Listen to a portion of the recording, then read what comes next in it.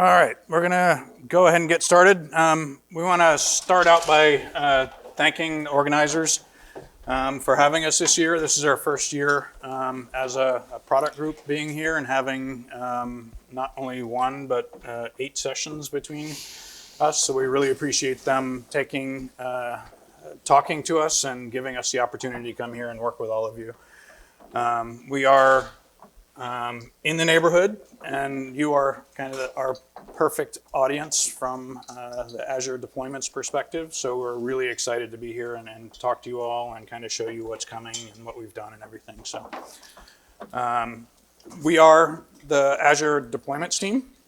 So we own everything declarative that customers would use to deploy Azure infrastructure. So started with ARM templates, we own Bicep, we own Terraform, Ansible, essentially anything that you want to use to manage Azure falls under our purview. We're going to be focusing on Bicep and Terraform this week, primarily because we think it is the best experience for customers and the most full-featured for customers. And like I said, we're really excited. We have 8 sessions, everything from 101, and we'll show it at the end here, but everything from if you haven't touched Bicep or Terraform before and you want to learn what they are and what they do and how you can make use of them, we have those sessions, and we have deep dives where we'll really spend 90 minutes diving deep into all of the features that we have in those products, and they're going to be demo heavy, so a lot of diving in and actually writing the code so you can see that and all that. So we are super excited. We do know that we are kind of the opening act for the PowerShell state of PowerShell here, so we appreciate you joining us and hope we give a decent start anyway to this. So. All right, so starting with who we are, I'm Mark Gray. I'm a product manager, like I said, on the Azure deployments team. I've been at Microsoft since 2006. I've been in the management space forever. I started as an IT pro at a small startup back in New Hampshire, and have moved over as a product manager in group policy. I've worked on PowerShell, so I was one of the original PMs on PowerShell DSC. I've worked in the open source space as well. So after PowerShell, I moved over and focused on identifying software that our customers use that is open source and needs to work better with Azure. That's where I got involved in Terraform, and I've been working on Terraform, Spinnaker, and a number of things like that. So I've stayed with Terraform now, and I'm working on Terraform as well as other Azure deployment internal tools and whatnot. So that's me. Cool. Hey everyone, my name's Alex Frankel. I'm also a PM on the deployments team. Mark said he started at Microsoft in 2006. I may or may not have been a freshman in high school in 2006. But I started in Microsoft, I guess technically I started at Microsoft in 2013 as an intern. I was the last intern class under the Steve Ballmer era. And then when I came back, we had swapped CEOs, and when I started, Satya had taken over as CEO. And I was working on a product that you may still be using called Azure Log Analytics. Big data querying, that was my first exposure to Azure and the cloud and the working world. And then we quickly transitioned into what is now referred to as Azure Governance. So that's Azure Policy, a service that I worked on called Azure Blueprints that is on its way towards being deprecated, thank the Lord. And then switched into ARM templates and then what would become Bicep and Terraform and the internal deployment tools that Mark mentioned. So that's me. How many of you, before we get started, how many of you use Terraform or Bicep in your daily work? Okay, maybe half or so. Okay, and Terraform? Bicep? How about Azure? AWS? GCP? Okay, got a sense of the room. Awesome. All right, so what we're going to talk to you about today, we're going to kind of step back and talk about how IAC has evolved over time. And then we'll talk about IAC from an Azure perspective, kind of what we've done, features and functionality. We have a lot of cool demos. We're not going to go super deep on the demos. We just want to kind of whet your appetite for all of the other sessions that we have. So we'll kind of give you a peek into what we're doing, but we really encourage you to go to the other sessions to really get a good understanding of all the features and functionality that we're doing. And then we'll talk about the future, kind of what we have coming, what we're focused on in the future, and kind of go from there. So let's move on from there. I will move over to the laptop. Okay, so first we're going to do a brief history of Infra-as-Code. I won't claim for it to be comprehensive, but wanted to give everyone a sense of like, how did we arrive here? Why is this stuff important? Why did it gain popularity? So I'm going to go as far back to 2005 for the Confreaks area. I'm just going to point that away. So this is tools like Puppet and Chef. So Puppet arrived in 2005, Chef arrived in 2009. This is a very small sample of some Puppet code. And what's interesting about this code is it's declarative. So this is not imperative, which is what Chef was, which was more of like a Ruby or an extension of Ruby. I'm sure a lot of people in this room have experience with these tools, but Puppet was declarative. So it was what, not how, which is kind of a precursor to kind of where we ended up with a lot of this declarative tooling. And then in 2010, that's when we get to kind of what some people call like the IaaS cloud. It was like very simple, like just get your infrastructure where it was just hosted by Azure, not by yourselves on-prem.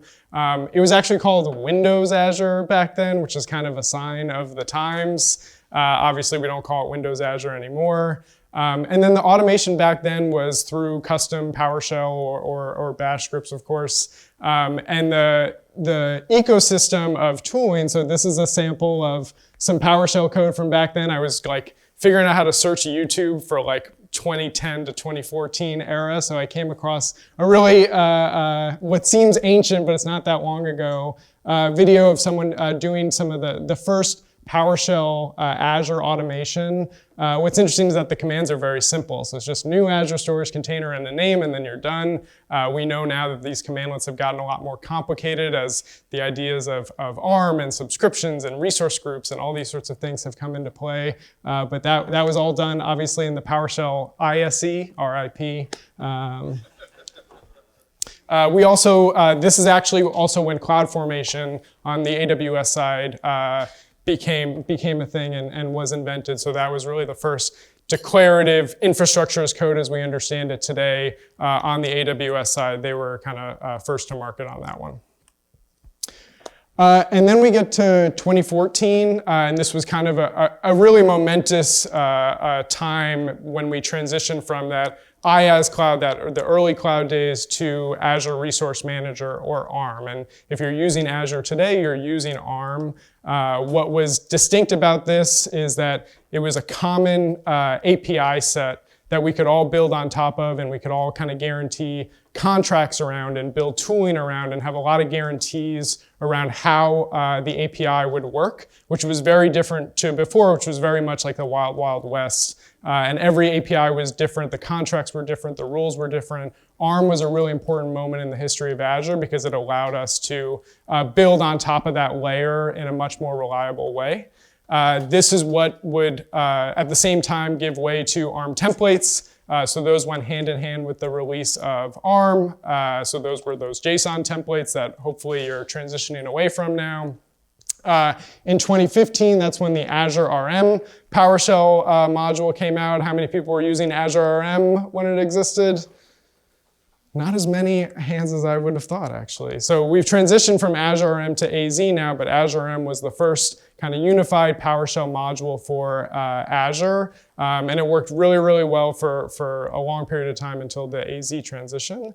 And then the Azure RM provider for Terraform was in 2016. So ARM really made all these new layers of tooling and these new possibilities of tooling really available, which paved the way for everything that came after it. And then now we're in this area of maybe maturity is going a little too far, but we're in this area of relative maturity where things are a little bit more stable. Bicep released in 2020. It's almost 5 years old now, which is kind of amazing. The AZ API provider, which Mark's going to talk about more, and we'll talk about more this week, but really trying to take that kind of day zero ethos, if you're familiar from ARM templates and Bicep, and bringing that to the Terraform ecosystem as well. AVM, which stands for Azure Verified Modules, came out just a couple years ago, trying to create this kind of common layer and more approachable layer for using infrastructure as code without having to understand all the details. And now there are kind of interesting innovations happening in this space as well. So there's new projects like Aspire in the .NET ecosystem, and Radius, which is in that CNCF ecosystem, really trying to take the kind of next step of what infrastructure as code is going to be around application modeling and tying it together with your infrastructure. So why is infrastructure as code important? Why can't we just use PowerShell and Bash scripting for everything? Why can't we just use the portal for everything?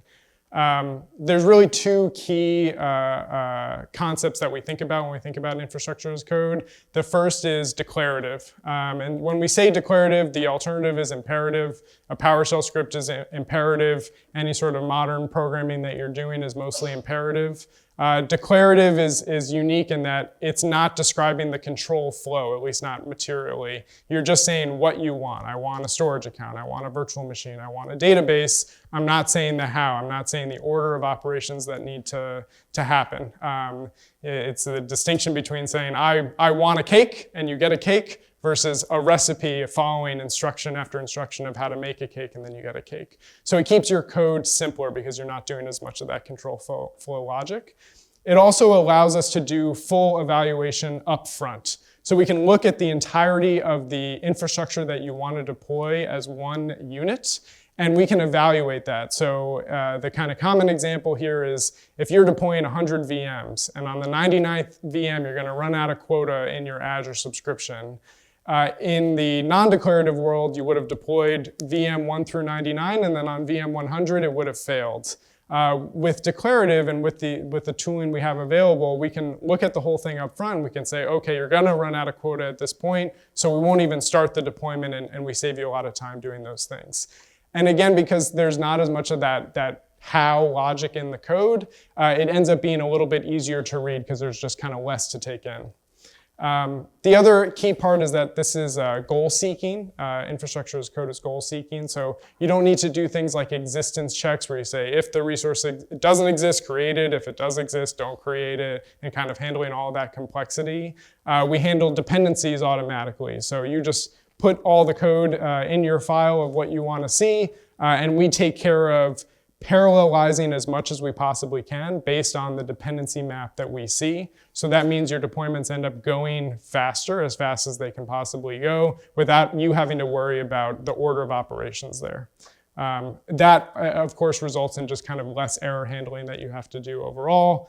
The overall picture is that you get more scalable, more maintainable code. It's just more reliable, we've found, for deploying infrastructure, and the telemetry that we are able to look at does back that up in terms of the lowest error rate compared to some of the other tooling options. I know that showing graphs without a y-axis is kind of a cardinal sin, but I'm still going to do it.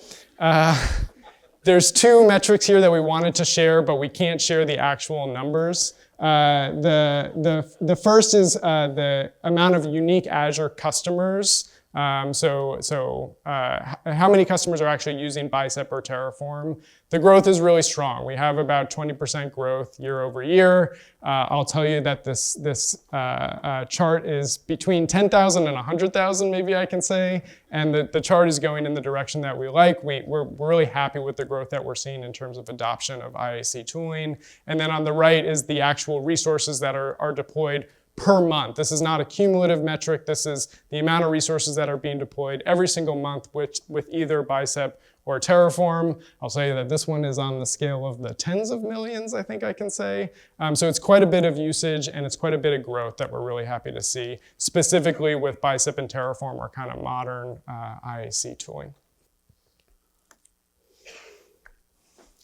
All right, so now we get into the fun bit. We want to kind of talk to you about all of the cool stuff that our teams have done over the past year or so. We will go over kind of Bicep and Terraform. We're not going to walk through every one of these things here, but we'll dive into some demos and show you some highlights. And again, I encourage you to go to the sessions. But we're going to highlight, how many people know what AZ API is from a Terraform perspective? For those of you that are not aware, Terraform is built on providers. A provider allows you to authenticate and configure an endpoint. So in our case, it's Azure. The Azure RM provider was created by HashiCorp back in 2016, I think is what we said here. And HashiCorp has decided when they started that they have 3 providers that they're going to own, the 3 main clouds that they're owning. We work very closely with HashiCorp on the Azure RM provider. The Azure RM provider is a convenience layer or an opinionated kind of implementation of resources. So essentially it takes developers time to actually implement every resource. So as Azure grows and adds new features and functionality, there's a lag in that getting supported in Azure RM. Believe it or not, that was the number one, or still is, the number one piece of feedback that we get from customers, that I'm using Terraform, I can't do XYZ with Terraform because you haven't implemented an Azure RM yet, or what have you. So a year or 2 ago, we implemented AZ API, which essentially builds on the work that Bicep has done with the Bicep types. And essentially, there's no lag now. So it's still Terraform. It allows you to actually manage the full life cycle, so the CRUD of a resource. It's just a little lower level. There's no convenience layer. It's reflective of what the API is itself. So we've done a lot of work on that to kind of fill that gap and allow people to kind of have immediate access through Terraform. What else? We've done, believe it or not, we've done some work in AI. So we've done some work with Copilot, and we're seeing some really good improvements there. And hopefully you all are as well. What else do we have? Anything you want to touch on from the Bicep perspective? The big things from the last year are deployment stacks. So up until recently, you couldn't delete resources with your ARM template or Bicep deployments. You were sort of left to your own devices to figure that out. Deployment stacks, much like the Terraform lifecycle manages the full lifecycle of your resources, that makes deleting resources a lot more straightforward, and that's really where we want most of the usage with IAC, Bicep and ARM templates to land. And the other big one is the Bicep graph provider, or the Entra provider, allowing you to create Entra objects like groups and service principals and apps and those sorts of things in Bicep for the first time. And that's the first non-Azure support that we have in Bicep, and we're planning to extend that over time. But graph is really the first big one. I guess the other one that I'll point out, because I'm going to demo it, and we told the camera woman that we weren't going to do this, but Oops.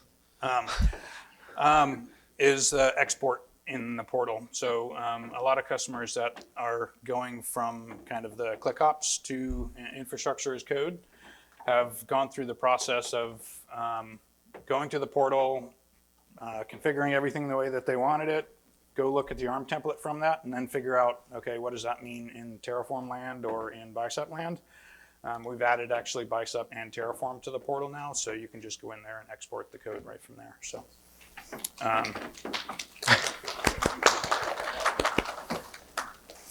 all right, so let's jump into some demos here. So I'll start with AZ API and kind of give you, can everyone see the screen okay here?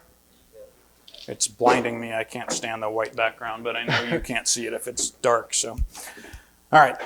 So for those of you that have not seen Terraform at all, this is kind of the declarative syntax of Terraform. You start with a Terraform block that essentially says these are the providers that I need in this configuration, and then you have give the provider with any options there. So I haven't done anything here. I've just said that I'm using the AZ API provider. So if I go to my main config, if I want to create a resource group, I can create a resource, and you can see from the AZ API perspective, we have 4 different types of resources. So unlike Azure RM and other resources in Terraform, where they have an individual resource for everything you're going to configure in Azure, we have some generic resources, which gives us that flexibility to say, you can do anything with it. So you'll see here. So we have the 4 types are a data plane resource, which we have a limited set of data plane things that you can do, like I don't even know if create keys is there, but some of the operations you might do on the data plane, you can do with this. The resource is a traditional Terraform resource where it handles everything from create to delete and update and everything in between. The resource action gives you the ability to do some actions that don't have that full life cycle of create, update, delete. It's more of just, I just want to update this thing. And then the update resource gives you the ability to kind of augment the resource itself. So that's used in a lot of cases where if you're using Azure RM and it's missing a feature that you want to take advantage of, you can use the update resource to actually manage just that feature from that thing instead of having to move everything over to AZ API or whatever. But I'm going to use the resource here, and I'll just create a resource group and show you a few different things here. For the AZ API provider, you start by defining a type, and as you can see here, we have a whole ton of different types, but I'm just going to do a resource group.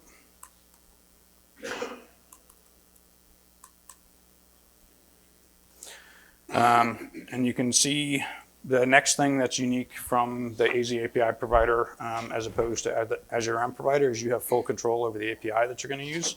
With the Azure M provider, they define, or we define what API you're going to be using for a given RP essentially. So you can select whichever version you want to use there. And then we have a language server built in here. So if I control space, I can see all of the properties that I can manage in that thing. And I can get code examples, and I'll show that as well. But in this case, all I need is a name and a location. And the other thing that you'll see with our VS Code implementation here is you get hints about what you can have as a string. So you really get some good information. This doesn't take into account your subscription. So your subscription might not allow you to deploy to some of those regions, but you get a full list of the regions that you want to deploy to. And next you can kind of see if I want to create, I'm not going to show removed, tabbing too quickly. And you'll notice here as well that I have the GitHub Copilot turned off, just to make it clear that these are the things that we're providing from our extension perspective. So I have the AZ API extension installed here, and I probably should have started with that. But when you use AZ API, we highly recommend you install the AZ API. Did I go past it? Extension, anyway. Right there. Yeah, so this extension gives you all of this functionality that I'm showing here, and more if you go to the session. Oops. So now if I want to create a container group or a container app, I can give it a type.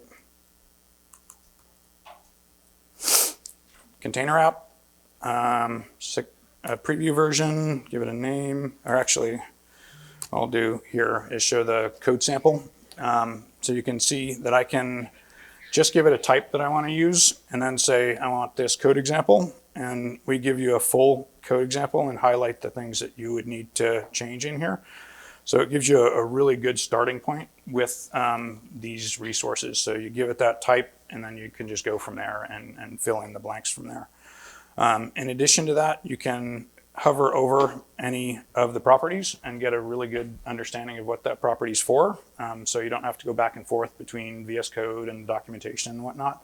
You really get a good understanding of what all of these things do, if it's a required property, if it's not required, what it is, what kind of values I need to put in there, and all that. And the last thing I will show here, oops, I did it again. You really want to remove some resources. Apparently I do. I will do resource and do container app.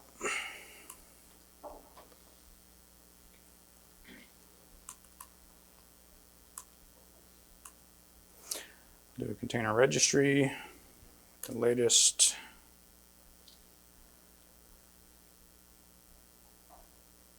And application. Just select that, and then you can see, actually I'll do body. If I do body and then put block in there, you can see the required properties. So the other thing you can do aside from the code example is just put in the required properties for that thing. So you know, if I just want to do the bare bones and get this thing done, you can see those required properties, and you can see in this case it needs a SKU, and then you get the information about what SKU you want to use there. So that'll give you that information that if I just put that in, this thing's going to work. It may not have all the properties that I may want in the long run, but it'll get me started, and then I can iterate on it from there. All right. So next, I want to show the export experience. So as I teed up before, in the portal itself, we have the ability to export both Bicep and Terraform. So I'll show it on the individual resource itself, but if you come into the resource, you can see a number of settings that we have here. Like in networking, I have the public access disabled, and a few other things here. If I come down to automation, I can go into export template, and you're familiar with the ARM template being here. You now have the ability to export Bicep and Terraform. So if I select on Bicep, you'll see it start generating the code. And this is a key vault, so it will go and give you the Bicep code for this specific key vault. So you can take that, copy it, and use that as a starting point, or use it to start managing that key vault from there. So it takes a minute to generate this, but it'll give you the full working code that, like I said, you can just copy and go from there. You also have the ability to go from a resource group. So we stopped at that level because we didn't think it would make sense to go at a management group or subscription level. That would just get really noisy really quickly. But you can see here that this is the key vault that you're going to configure, and it's got, if I can figure out where it is here, the public, anyway. 32. Okay. Yeah, so public access is disabled, so it's actually the configuration for that key vault. And if I go to Terraform, you can see that we can do the same for Azure RM, but you can also do it for AZ API as well. So we really want to get the point across here, which I have not made yet, but you have two providers, and you can pick and choose which one you want to use. They're both fully supported by Microsoft, and you can use one for one scenario, another for another scenario, or one all the time, or whatever works for you. So Azure RM, you will see, this is usually quicker. I'm going to blame the Wi-Fi. Do you want to take a question? There's one right here while you're waiting. This works for any resource that's supported by the provider. So AZ API, it'll work for everything. For Azure RM, it'll work for anything that you can define in Azure RM. Same for Bicep. Right? That's right. That's right. Okay. All right. I'm going to give up on that. One, not caveat, but one thing that you need to be aware of with Terraform is because of reasons, you need to register your subscription to be able to export Terraform. If you come to the session that Stephen or we have in the deep dive, we'll kind of walk through that. But you have to register that so you can actually do the export. Once you do that, you're good to go. And you can actually do that using Terraform. So, all right. I'll let this finish up. This is surprisingly slow. Our mechanical Turk back there is going very slow. Yeah. Yep. What would be a valid reason to still use Azure That's a really good question. So the you question repeat is, why would you want to use the Azure on provider if AZ API exists and allows you to do everything? The primary reason is that it's a convenience layer and it makes things a bit easier sometimes. So the AZ API is a direct reflection of the API. So like if you're managing Azure front door, it is a pretty complex configuration. So our engineers have actually gone through and figured out kind of what dependencies are and a bunch of stuff like that between the individual API calls with Azure front door for Azure RM. With AZ API, you need to figure that out yourselves and do that implementation. That being said, the domain expert for front door in your organization can create a module using AZ API and do that for you. So you can totally do that straight with AZ API, but that is the benefit from an Azure M perspective. It's already done for you. All right, so that is a AZ API configuration. And you can see here that it fills in every value here. I don't think we have the option right now to turn that off, but essentially it gives you, even if it hasn't been configured, it gives you those options. But again, it's a good starting point. It'll get you 80% of the way there to get started with that configuration. And I don't know if we've explicitly mentioned it yet, but obviously we are one big happy family. We could care less what tool you use for Azure, whether it's Bicep, Terraform, PowerShell, CLI, Portal. We really just want you to be happy on Azure. So there's no, just use what you're most productive in is really our party line. Okay, so this is some Bicep code. I have some stuff already written out, but we'll add one other module to this code. So I'm deploying an app service plan and a website on top of it, a function more specifically. I have a couple of parameters here, which I'll modify in a second. I have a reference to a Docker image, and then I already have my app plan module established here. You'll notice here that I'm referencing an external module. So that's what this BR stands for, Bicep Registry. I'm getting this from the public registry, and then here's my actual reference. This is a reference to an Azure verified module, and then I just have a few parameters that I need to fill out, and then I'm good to go on that. Let's add one more module to show what that authoring experience is like. So we'll say function, and then we get completions for pretty much everything here. So first I'm gonna do, say I want something from the public registry, and then I want AVM, I want res, which stands for resource, as opposed to a pattern module, which is a little more complex and higher level. And then I want web, because that's the resource provider I want a module from. And then I have site right here, which is what I'm looking for. And then I even get all the versions of the different modules. So all the modules in Azure verified modules follow semantic versioning, which makes it really maintainable code to consume as a dependency. And then as soon as I type equals, I get the same experience in the Terraform extension that Mark was just showing. So I get required properties here as well. The name of my function, I apologize, I have to cheat a little bit because I know what my final thing is, Alfran site. The kind I get completions for, so I want app Linux container, or I want function Linux container. I don't know what I want. I want app Linux container. And then server farm resource ID. This is one of those things that was really hard in the old days that's gotten a lot easier. So I'm just gonna reference from the app plan module, I will get some outputs from it. And one of those outputs conveniently is the resource ID of that server farm. So it makes wiring together resources really easy, and then that dependency is automatically established. So we understand that reference is going on between the two modules, and we don't need to do anything else to establish that dependency. And then the last thing I'm gonna add is the site config, and the property I'm gonna add is Linux FX version.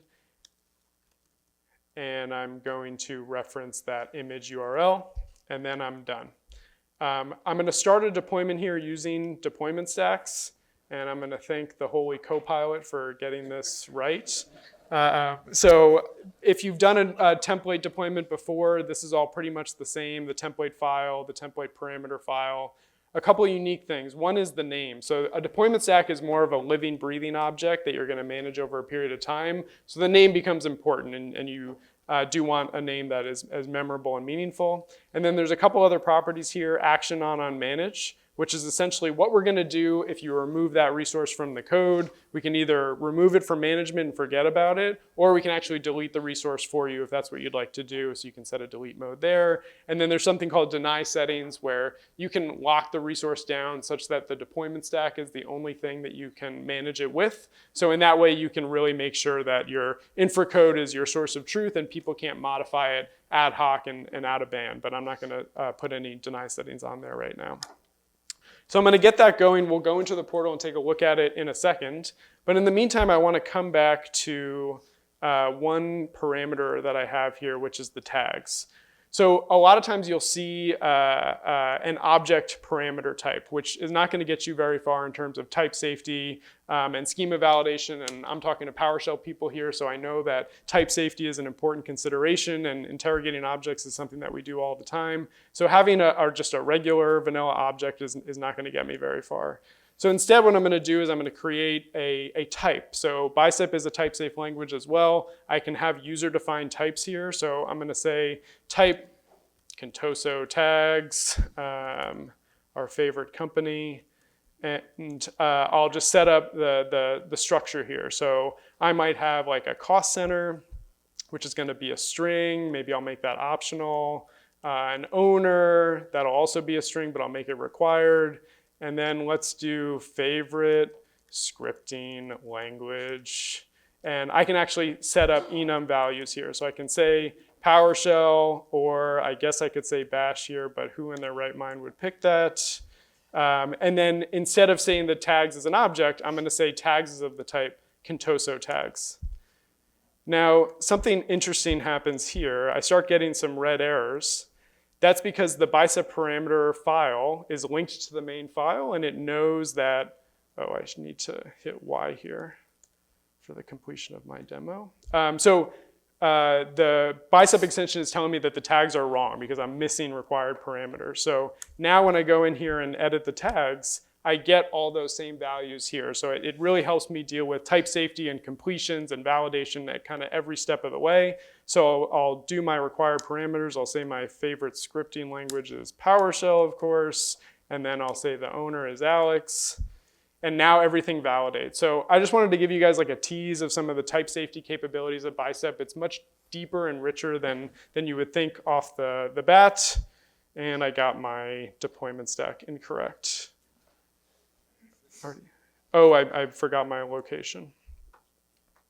No, I got my location. No, I forgot my location.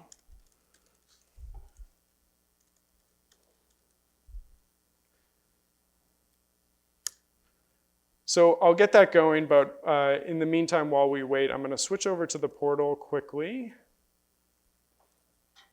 I'm going to say yes on that, Alex. Oh, thank you, everybody. You guys are so good at this.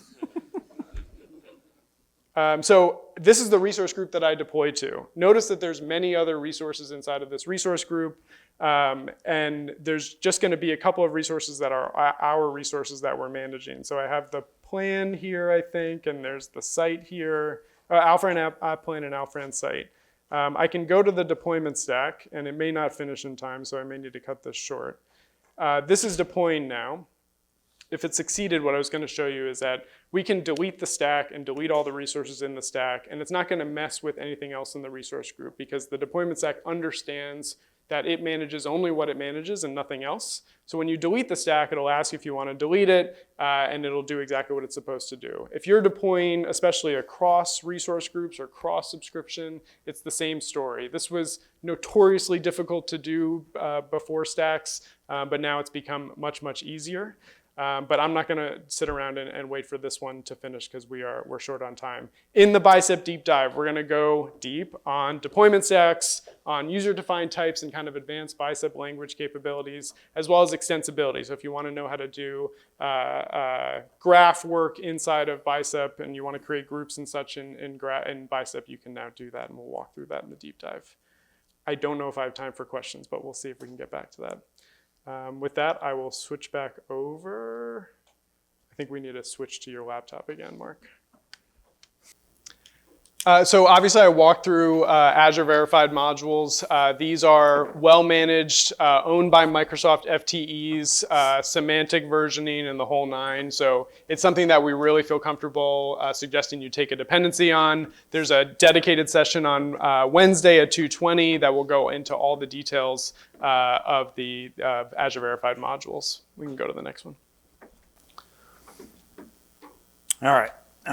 So now we want to get into what we're focused on in the future.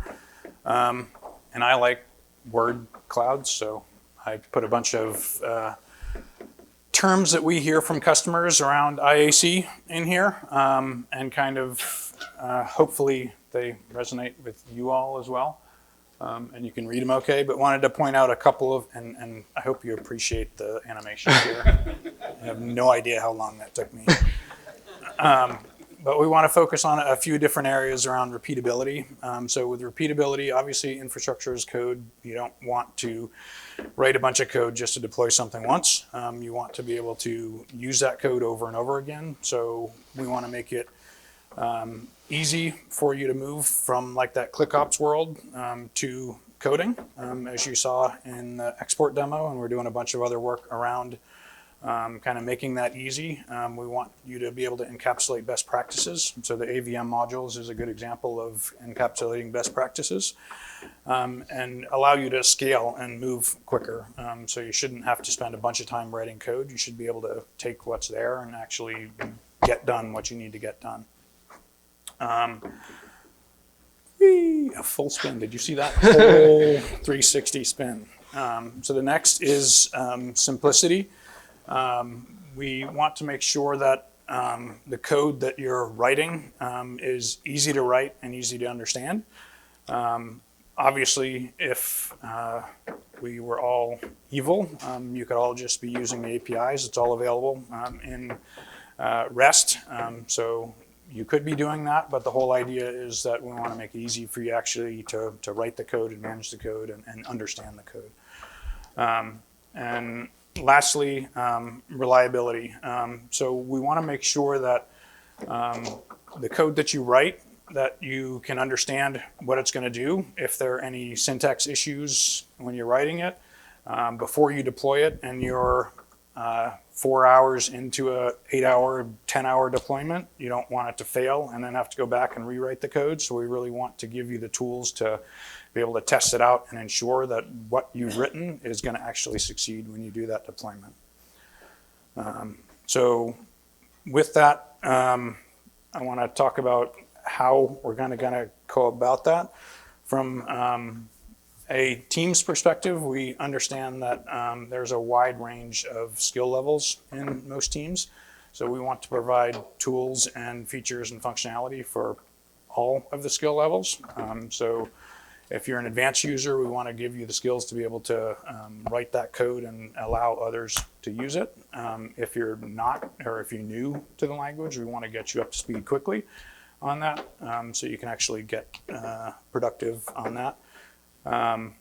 We want to ensure that you can do everything. So obviously a language is good if it's simple and easy to use and you can make modules out of it, but it's only limited use if you can't do your whole scenario. So if you can write code for 80% of your scenario or even 95% of your scenario, it's not super useful if you can't do everything. So we want to be able to give you the ability to do everything you want to do using the IAC. Next, we want to make sure that it's simple, fast, and reliable. So essentially, we want you to be able to write the code quickly and be confident that what you write is actually going to do what you expect it to do. And lastly, as we mentioned earlier, we want to make sure that you can use the language of your choice. So we don't care which language it is. We just want to make sure that all of them will work and you don't have to use Bicep for 75% of your work and then Terraform for the other part or anything like that. If you choose a language, you should be able to use it for your entire scenario. All right. next, so let's talk specifically about some areas that we are investing in going forward. I kind of teased up or I kind of explained the difference between AZ API and Azure RM. We want to provide a world where you don't have to make that choice, where you can actually have one option and it gives you that convenience layer, but it also allows you to do everything you need to do. What that looks like, we don't know yet, but that's kind of where we want to go and give you that best of world. We showed some of the VS Code extension enhancements. Those were AZ API. You don't get the same from an Azure M perspective. We want to give you kind of that full experience no matter which way you go there. And then one of the biggest pieces of feedback that we've gotten from customers is around policy awareness. Terraform especially has no visibility into policy. So if you write your configuration, do everything that you want to do, and then you go deploy it, and there's a deny policy or especially like a override a policy, you're not going to know that until you're applying it and it's going through and then you get blocked, and that's just a terrible scenario. So we want to make sure that you learn that information up front, like the pre-flight that Bicep has. We want to make sure that that is integrated into Terraform and the providers and whatnot as well. So I think I'm going to breeze through because I think we're a little over time. So do we go to 11:15? Yeah, okay. So we're a little over. The Rolling Stones are trying to come on, and we're overstaying our welcome. So we'll talk more about all these things in the deep dive. I think the common things that we're really focusing on are, Copilot enhancements, making sure that Copilot is not just a marketing buzzword, that it's actually useful to you. AVM we've talked about. And then documentation improvements. We're really trying to overhaul the documentation experience right now for both Bicep and AZ API. So keep a lookout for that one. all right, from there, we wanted to point out all of the sessions that we have here that are coming up. Everything, like I mentioned, from 101s. If either Bicep or Terraform are interesting to you and you have not worked with them at all, come to our 101. We have a deep dive where we'll dive into all of these new features and functionality that we're doing. There's the session on the Azure Verified modules, and then we have some CI/CD integration with both Bicep and Terraform as well. So, and with that, being 5 minutes over, I apologize. We want to thank you all again for having us. Thank you.